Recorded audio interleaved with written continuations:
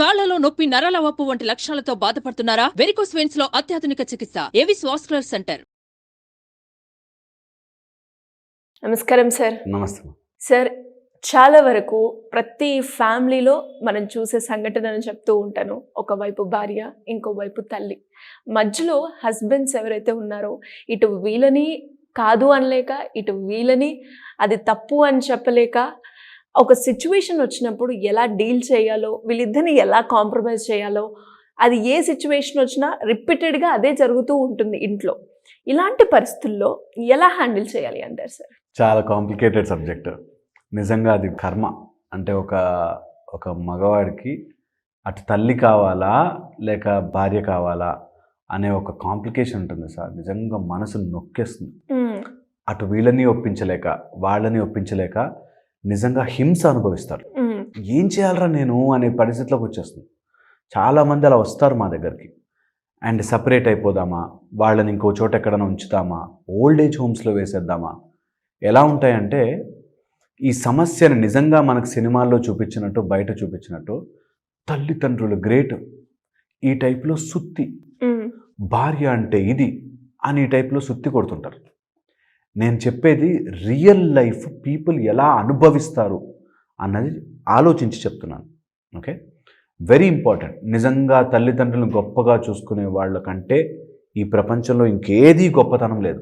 మాతృమూర్తుల్ని, mother and ఫాదర్ని కానీ మనం సరిగ్గా చూసుకోలేకపోతే మన జీవితం వేస్ట్. ఇది పాయింట్ నెంబర్ 1. అలాగే అన్నీ వదిలి నీ కోసం వచ్చేసిన భార్యను సరిగ్గా చూసుకోలేకపోతే, భార్యను సరిగ్గా నా మొగుడు నాకున్నాడు అని నువ్వు నమ్మించలేకపోతే వేస్ట్. ఈ రెండిటి మధ్యలో పడ్డ మగవాడు చాలా హింసకి గురి అవుతాడు. It's called mental torture. ఎందుకంటే రెండూ నీకు ఇంపార్టెంట్. ఏది కావాలో తెలియదు, ఏది తీసుకుంటే ఇంకోటి బాధపడుతుంది. ఆ కన్ఫ్యూజన్ ఈజ్ హారబుల్. ఇది ఇక్కడే కాదు, లైఫ్లో ఎలాంటి సిచ్యువేషన్ అయినా కానీ ఇది కావాలా ఇది కావాలా అన్నప్పుడు నరకం నువ్వు. సరే ఇది తీసుకున్నాను ఇది తీసుకున్నాను. అండ్ ఒక సిచ్యువేషన్ వచ్చినప్పుడు కూడా ఇద్దరిని హ్యాండిల్ చేయడం కూడా కష్టం కదా. ఫస్ట్ అండ్ ఫార్మోస్ట్ ఇది స్టెప్ బై స్టెప్ బ్రేక్ చేయాలి. ఎవరైతే ఇది చూస్తున్నారో రాంగ్ సెన్స్లో చూడకుండా, వాళ్ళ ఇలాంటివి అనుభవిస్తున్న వాళ్ళు ఉంటారు కదా, వాళ్ళకి యాక్చువల్గా ఇది యూజ్ అవుతుంది. అండ్ ఇది ఏదో సిచ్యువేషన్లో మీరు కూడా ఎంటర్ అవ్వచ్చు. సో దాని అదే పాజిటివ్ దృక్పథంతో తీసుకోవాలి. ఫస్ట్ వచ్చేసి ఎవరి బాధ్యతలు, ఎవరి లిమిట్స్ వాళ్ళకి తెలిసి ఉండాలి. ఓకే, ఎప్పుడైతే మనం అథారిటీగా ఉంటామో అదర్ పీపుల్ మన మీద ప్రెషర్ పెట్టలేరు. ఎప్పుడైతే ప్రెషర్ పెడతారో దెన్ నువ్వు కాంప్రమైజ్ అయిపోతావు. అందుకని భార్య రోల్ భార్యకి తెలియాలి, తల్లి రోల్ తల్లికి తెలియాలి. తెలిసేలాగా నువ్వే చేయగలగాలి. ఇది నంబర్ 1 ప్రతి భర్త తెలుసుకోవాలి. నేను తల్లిని చాలా బాగా చూసుకోవడం నా బాధ్యత, నేను చూసుకుంటాను. తల్లి need not come to me, ఊరికే నీ కోడలు ఏం చేసిందని కంప్లైంట్ చేయాల్సిన అవసరం లేదు. ఇది స్ట్రిక్ట్గా ఉండగలగాలి. సెకండ్, భార్యకి నా తల్లి నాకు చాలా ఇంపార్టెంట్, నువ్వు ఇంకా ఇంపార్టెంట్, మీరిద్దరూ నాకు ఇంపార్టెంటే, సో మీరు ఆ కంప్లైంట్లు నా దాకా తీసుకురాకూడదు. Is important. Second, very very important. Third, భార్యకి నేనున్నా నీకెందుకు, నువ్వుకంతా అనే భరోసా ఇవ్వలేకపోతే భర్త అనేవాడు వేస్ట్. భార్యకు ఆ భరోసా ఇవ్వాలి. నేనున్నా నీకు, నువ్వు భూమి మీద పడిపోతున్నా సరే నేను ఆపి పట్టుకుంటా, నీకెందుకు అనే ధైర్యం భార్యకి భర్త ఇవ్వలేకపోతే, ఇంటికి వచ్చాడ్రా బాబు ఇప్పుడు నన్ను ఏం టార్చర్ చేస్తాడు అని భార్య అనుకుంది అంటే అయిపోయింది, ఆ లైఫ్ వేస్ట్. Very important. ఇంట్లో భార్య ఏడ్చిందంటే ఆ ఇంట సిరి నిలవదు. కడకంట కన్నీరు వస్తే ఆ ఇంట సిరి నిలవదు అంటారు. ఏ ఇంట్లో అయితే భార్య ఏడుస్తుందో, ఇది ఎవరిన రాసి చూసుకోండి, ఏ ఇంట్లో భార్య ఏడుస్తుందో ఆ ఇంట్లో డబ్బులు ఉండవు. డబ్బులు వచ్చినా అనారోగ్యంతో వస్తాయి. All health problems with the package లాగా వస్తాయి. నాకు చాలా డబ్బులు ఉన్నాయండి, వాటితో పాటు ఒక ప్యాకేజ్ ఆఫ్ కష్టాలు ఆఫ్ హెల్త్ వస్తాయి. అందుకని ఎప్పుడు కూడా ఇంట్లో భార్యని హ్యాపీగా ఉంచాలి. భార్యని హ్యాపీగా ఉంచాలి అంటే తల్లిని తరిమేయాలి అని కాదు. ఓకే, ఇది very important. The 4th point, వీళ్ళిద్దరి వల్ల నెక్స్ట్ జనరేషన్ ఎఫెక్ట్ అవ్వకూడదు. ఇది బాగా, ఆ ఇంట్లో ఒకవేళ గొడవలు ఉంటే పిల్లలు అస్సలు ఇలాంటి వాటిలో ఇన్వాల్వ్ కాకూడదు. తల్లికి సపోర్ట్ చేస్తూ కూతురు తయారవుతుంది లేదా కొడుకు తయారవుతాడు, అస్సలు ఇన్వాల్వ్ చేయకూడదు. ఆ అథారిటీ తెచ్చుకోగలిగితే, ఇది ప్రాక్టీస్ ఆఫ్ 1 month అంతే.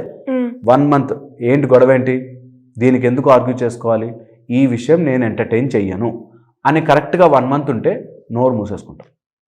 అవసరం రాదు, గొడవ పడరు. ఆయన చెప్పినా వేస్ట్. ఊరికే భార్య చెప్పగానే అవునా అని చెప్పి తల్లి మీద అరిచి, తల్లి చెప్పగానే అవునా అని భార్య మీద అరిచి, ఈ టైప్లో సీన్ని పెద్దది చేసుకోకూడదు. Very important, very very important. ప్రతి సీన్ని ఇలా భూతద్దంలో మహాభారత్ టైప్లో అదో యుద్ధం చేయాలి, యుద్ధం చేసి గెలవాలి, అంత సీన్ లేదు. ఇంట్లో ఉండే గొడవలు చిన్న చిన్నవి, గిన్నెలు పక్కకు దొరకలేదనో లేకపోతే అన్నం మాడిపోయిందని, ఈ టైప్లోనే ఉంటాయి. పెద్ద భూమి ఊడిపోయే పనులేమి సమస్యలేం కావు. ఈ సమస్యని మైండ్లో ఎక్కించుకుని ఆఫీస్కి వెళ్ళి స్ట్రెస్ పడిపోయి, ఆఫీస్లో ఇప్పుడు ఇంటికి వస్తే నాకు ఇలాంటివి ఉంటుందిరా అని బయట ఎవరితో తిరిగి మందు తాగి, ఇది ఓవర్ యాక్షన్ అండ్ తప్పు. అధర్మ మార్గం ఎప్పుడూ ఎంచుకోకూడదు. నువ్వు ఎంత కష్టం వచ్చినా సరే అధర్మం ఎంచుకోకూడదు. సో ఇది ప్రతి వ్యక్తి, ప్రతి హస్బెండ్ నా దగ్గరకు వచ్చేవాళ్ళు చాలామంది చెప్తారు, ఇంటికి వెళ్తే సుఖం ఉండదండి, ఇంటికి వెళ్తే నా భార్య ఇలా పోరు పెడుతుంది, అందుకని నేను బయట ఇంకొక, నువ్వు ఏదన్నా కానీ చావనన్నా చావు, అంతేకాని ఎప్పుడూ కూడా నువ్వు అధర్మ మార్గం ఎంచుకోకూడదు. నో మ్యాటర్ వాట్, అధర్మం ఈజ్ ఆల్వేస్ అధర్మం. దానికి తగ్గ ఫలితాన్ని నువ్వు అనుభవిస్తావు. కాబట్టి అధర్మం ఎంచుకోకూడదు. ఓకే, నెక్స్ట్ ఈ 4 levels దాటాక వెరీ ఇంపార్టెంట్, నీ మైండ్ నువ్వు ఎంత ట్యూన్ చేసుకోగలుగుతున్నావు. అప్పుడు రియాలిటీ తెలుస్తుంది, ఎవరు గొడవ చేస్తున్నారు, ఎవరు కావాలని కాంప్లికేట్ చేస్తున్నారు అనేది తెలుస్తుంది. వెన్ యూ ఆర్ కూల్, నువ్వు అన్నిటికీ ఇట్లా స్టిమ్యులేట్ చేయగానే గ్యాస్ స్టవ్ వెలిగినట్టు వెలిగిపోతూ ఉంటే నిన్ను ప్రతి దానికి స్టిమ్యులేట్ చేస్తారు. అందుకని don't get stimulated for silly things. నువ్వు అదేదో పంపు కొట్టినట్టుగా ప్రతి దానికి ఎగిరిపోకుండా నువ్వు కామ్ డౌన్. ఓహో ఇలా జరిగిందా, ఇదా సీన్, నేనేం బెటర్ చేయొచ్చు కదా. ఇది చాలా చాలా ఇంపార్టెంట్. ఎప్పుడైతే పర్సనల్గా మనం ఎదగమో ఈ సమస్యలు పెద్దవవుతాయి. ఇది బాగా గుర్తుపెట్టుకోవాలి. ప్రతి మగవాళ్ళు ఎవరైతే చూస్తున్నారో గుర్తుపెట్టుకోవాలి, నువ్వు పర్సనల్గా స్ట్రాంగ్గా ఎదగకపోతే ఈ చిన్న చిన్న గొడవలు పెద్ద కనిపిస్తాయి. ఏదో ఎవ్రీడే నైట్ వచ్చాక పంచాయతీ తీర్చే పెదరాయుడులాగా అక్కడ కూర్చుని ఇలా జరిగిందా, మా అమ్మ నసపెడుతుందండి, మా ఆవిడ చాలా చెడ్డదండి, ఈ టైప్లో ఇప్పుడు రోజు వచ్చి అక్కడ తీర్పులు చెప్తూ కూర్చోవాలి. అంత సీన్ లేదు. చిన్న చిన్న గొడవలు ప్రతి ఇంట్లో జరుగుతాయి. ఇవి కామనే. తల్లి నీ గురించి ఒకలాగా పెంచింది, నిన్ను ఒకలా ఎక్స్పెక్ట్ చేస్తుంది. భార్య నిన్ను ఒకలా ఎక్స్పెక్ట్ చేసుకుని వచ్చింది, ఒకలాగా ఎక్స్పెక్ట్ చేస్తుంది. రెండిటికి మధ్యలో నువ్వు ఇరుక్కుపోయి మునిగిపోకూడదు. ఈజీగా హ్యాండిల్ చేయాలి. చిన్నపిల్లలకి బొమ్మలు ఇచ్చినట్టుగా చిన్నపిల్లలకి నాకు ఈ బొమ్మ కావాలంటే సేమ్ కలర్ బొమ్మ కావాలని గొడవ పెడితే ఎలా సాల్వ్ చేస్తామో ఇది కూడా అంతే. ఇద్దరికీ నీ మీద ప్రేమతోనే చేస్తున్నారు.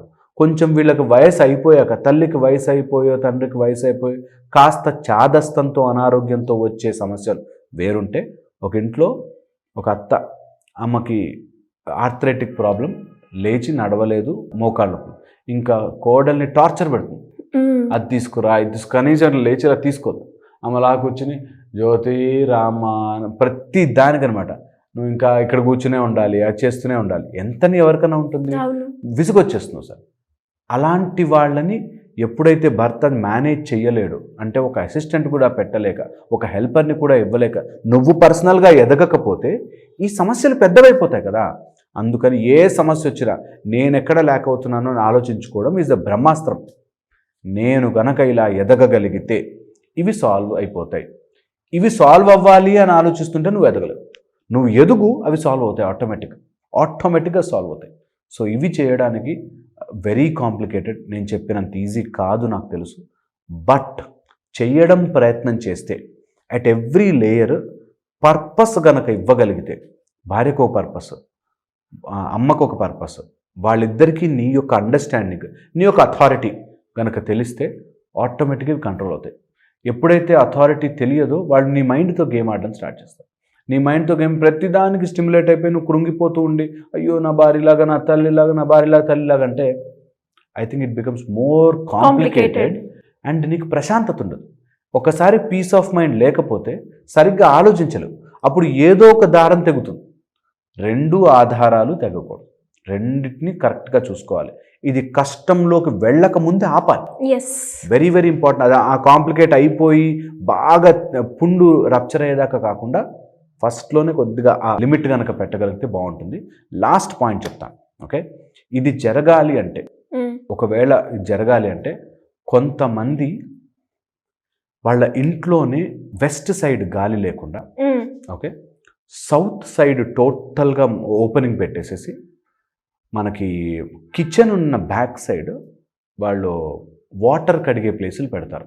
ఎవరైనా ఆలోచిస్తే ఇంట్లో గొడవలు అవుతున్నాయి, ఇంటికి వెళ్ళంగానే గొడవలు ఇట్లా గొడవలు అవుతున్నాయంటే ఎక్కడో కిచెన్లో ఎక్కడైతే నిప్పు వెలగాలో అక్కడ ఏ ట్యాప్లో ఏ ఉంటాయి, దానివల్ల అవుతుంది. ఆర్ దృష్టి, చాలామంది దృష్టి పడుతూ ఉంటుంది. ఇలాంటి వాళ్ళు కూడా తొందరగా ఇలాంటి స్టిమ్యులేషన్ అయ్యి గొడవల్లోకి వెళ్ళిపోతారు. తల్లిదండ్రి సపరేషన్ కానీ లేకపోతే ఓల్డేజ్ హోమ్స్లో పడేది ఇట్లాంటి జరుగుతుంటాయి. సో అదొక్కసారి తెలివితో ఆలోచించుకుంటే, అదొక్కటే కాదు అది కూడా పార్ట్ అయి ఉండొచ్చు. ఒకసారి ఆలోచించుకుంటే I think things will fall in place. Great sir, thank you so much. Suman టీవీలో మీ పర్సనల్ అండ్ బిజినెస్ ప్రమోషన్స్ కోసం కింది నెంబర్కి కాంటాక్ట్ చేయండి.